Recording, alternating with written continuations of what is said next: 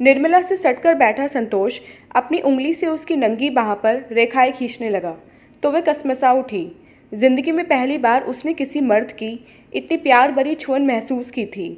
निर्मला की इच्छा हुई कि संतोष उसे अपनी बाहों में भरकर इतनी जोर से भींचे कि निर्मला के मन की बात समझकर संतोष की आंखों में चमक आ गई।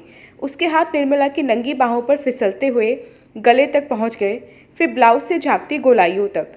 तभी बाहर से आवाज़ सुनाई पड़ी, दीदी चाय बन गई है। संतोष हड़बड़ाकर निर्मला से अलग हो गया, जिसका चेहरा एकदम तमतमा उठा था, लेकिन मजबूरी में वह होठ काट कर रह गई। नीचे वाले कमरे में छोटी बहन उषा ने नाश्ता लगा रखा था। चाय नाश्ता करने के बाद संतोष ने उठते हुए कहा, अब चलूँ? इजाज़त है? कल आऊँगा, तब खाना खाऊँगा। कोई बढ़िया सी चीज़ बनाना, आज बहुत ज़रूरी काम है इसलिए जाना पड़ेगा। अच्छा 5 मिनट तो रुको, उषा ने बर्तन समेटते हुए कहा। मुझे अपनी एक सहेली से नोट्स लेने हैं, रास्ते में छोड़ देना, मैं बस 5 मिनट में तैयार होकर आती हूँ। उषा थोड़ी देर में कपड़े बदल कर आ गई। संतोष उसे अपनी मोटरसाइकिल पर बिठाकर चला गया। उधर निर्मला कमरे में बिस्तर पर गिर पड़ी और प्यास अधूरी रह जाने से तड़पने लगी। निर्मला की आंखों के आगे एक बार फिर संतोष का चेहरा तैर उठा। उसने झपट कर दरवाज़ा बंद कर दिया और बिस्तर पर गिरकर मछली की तरह छटपटाने लगी। निर्मला को पहली बार अपनी बहन उषा और माँ पर गुस्सा आया। माँ चाय नाश्ता बनाने में थोड़ी देर और लगा देती तो उनका क्या बिगड़ जाता। उषा कुछ देर उसे और न बुलाती तो निर्मला को वह सब कुछ ज़रूर मिल जाता जिसके लिए वह कब से तरस रही थी। जब पिता की मौत हुई थी तब निर्मला 22 साल की थी। उससे बड़ी कोई और औलाद ना होने के चलते बीमार माँ और छोटी बहन उषा को पालने की जिम्मेदारी बिना कहे ही उसके कंधे पर आ पड़ी थी। निर्मला को एक प्राइवेट फर्म में अच्छी सी नौकरी भी मिल गई थी। उस समय उषा 10वीं जमात के इम्तिहान दे चुकी थी, लेकिन उसने धीरे धीरे आगे बढ़कर बीए में दाखिला लेते समय निर्मला से कहा था, दीदी माँ की दवा में बड़ा पैसा खर्च हो रहा है, तुम अकेले कितना बोझ उठाओगी? मैं सोच रही हूँ 2-4 ट्यूशन कर लूँ तो 2-3 हज़ार रुपये बड़े आराम से निकल जाएंगे, जिससे मेरी पढ़ाई के खर्च में मदद हो जाएगी। तुझे पढ़ाई के खर्च की चिंता क्यों हो रही है? मैं कमा रही हूँ ना, बस तू पढ़ती जा, निर्मला बोली थी। अब निर्मला 30 साल की होने वाली है। 1-2 साल में उषा भी पढ़ लिख कर ससुराल चली जाएगी तो अकेलापन पहाड़ बन जाएगा। लेकिन एक दिन अचानक मौका हाथ आ गया था तो निर्मला की सोई इच्छाएं अंगड़ाई लेकर जाग उठी थी। उस दिन दफ्तर में काम निपटाने के बाद सब चले गए थे।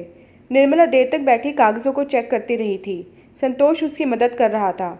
आखिरकार रात के 10 बजे फाइल समेट कर वह उठी तो संतोष ने हंसकर कहा था, इस समय तो ऑटो रिक्शा या टैक्सी भी नहीं मिलेगी, इसलिए मैं आपको मोटरसाइकिल से घर तक छोड़ देता हूँ।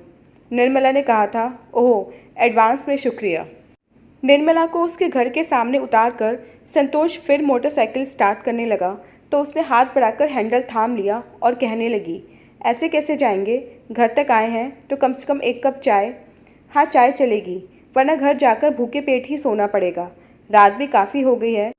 मैं जिस होटल में खाना खाता हूँ अब तो वह भी बंद हो चुका होगा। आप होटल में खाते हैं? और कहाँ खाऊँगा? क्यों, आपके घर वाले? मेरा कोई नहीं है। मैं माँ बाप की इकलौती औलाद था। वे दोनों भी बहुत कम उम्र में ही मेरा साथ छोड़ गए। तब से मैं अकेला ज़िंदगी काट रहा हूँ। संतोष ने बहुत मना किया लेकिन निर्मला नहीं मानी थी। उसने ज़बरदस्ती संतोष को घर पर ही खाना खिलाया था। अगले दिन शाम के 5 बजे निर्मला को देखकर मोटरसाइकिल का इंजन स्टार्ट करते हुए संतोष ने कहा था, आइए बैठिए। निर्मला ने बिना कुछ बोले ही पीछे की सीट पर बैठकर उसके कंधे पर हाथ रख दिया था।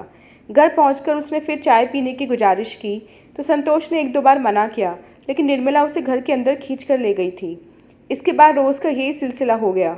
संतोष को निर्मला के घर आने या रुकने के लिए कहने की ज़रूरत नहीं पड़ती थी। खास तौर से छुट्टी वाले दिन तो वह निर्मला के घर पड़ा रहता था। सबने उसे भी जैसे परिवार का एक सदस्य मान लिया था।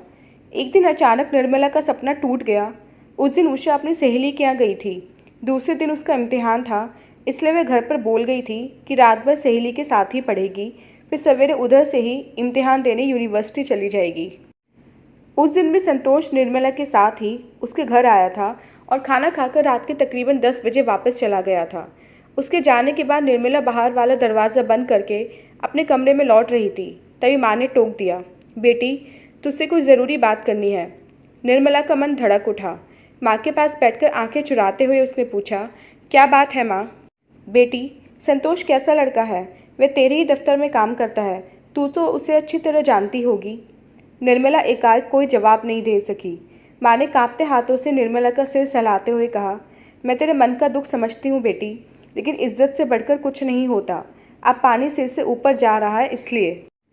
निर्मला एकदम तिलमिला उठी। वह घबराकर बोली, ऐसे क्यों कहती हूँ माँ? क्या तुमने कभी कुछ देखा है? हाँ बेटी, देखा है, तभी तो कह रही हूँ। कल जब तू बाजार गई थी तब 2 घड़ी के लिए संतोष आया था। वह उषा के साथ कमरे में था।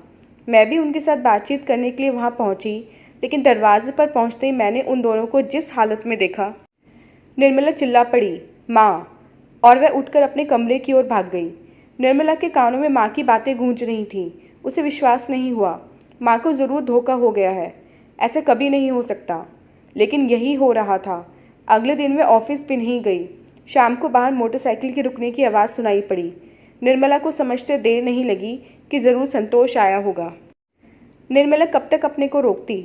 आखिर नहीं रहा गया तो दबे पैर सीढ़ियाँ उतरकर नीचे पहुंची। माँ सो रही थी।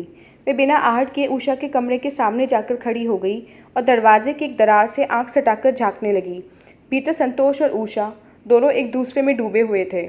उषा ने इठलाते हुए कहा, छोड़ो मुझे, कभी तो इतना प्यार दिखाते हो और कभी ऐसे बन जाते हो जैसे मुझे पहचानते नहीं।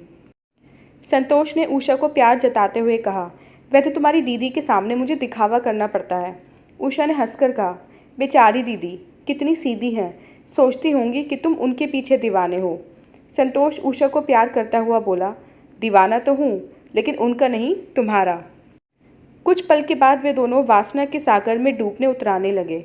निर्मला होठों पर दांत गड़ाए अंदर का नज़ारा देखती रही। फिर एकाएक उसकी आंखों में बदले की भावना कौंध उठी। उसने दरवाज़ा थपथपाते हुए पूछा, संतोष आए हैं क्या? चाय बनाने जा रही हूँ। संतोष उठने को हुआ तो उषा ने उसे भींच लिया। रुको संतोष, तुम्हें मेरी कसम। पागल हो गई हो? दरवाजे पर तुम्हारी दीदी खड़ी हैं। और संतोष जबरदस्ती उठकर कपड़े पहनने लगा। उस समय उषा की आंखों में प्यार का एहसास देखकर एक पल के लिए निर्मला को अपना सारा दुख याद आया। माँ के कमरे के सामने नींद की गोलियां रखी थीं। उन्हें समेटकर निर्मला रसोई घर में चली गई। चाय छानने के बाद वह एक कप में ढेर सारी नींद की गोलियां डालकर चम्मच से हिलाती रही। फिर ट्रे में उठाए हुए बाहर निकल आई। संतोष ने चाय पीकर उठते हुए आंखें चुराकर कहा, मुझे बहुत तेज नींद आ रही है, अब चलता हूँ, फिर मुलाकात होगी। इतना कहकर संतोष बाहर निकला और मोटरसाइकिल स्टार्ट करके घर के लिए चला गया। दूसरे दिन अखबारों में एक खबर छपी थी, कल मोटरसाइकिल पेड़ से टकरा जाने से एक नौजवान की दर्दनाक मौत हो गई।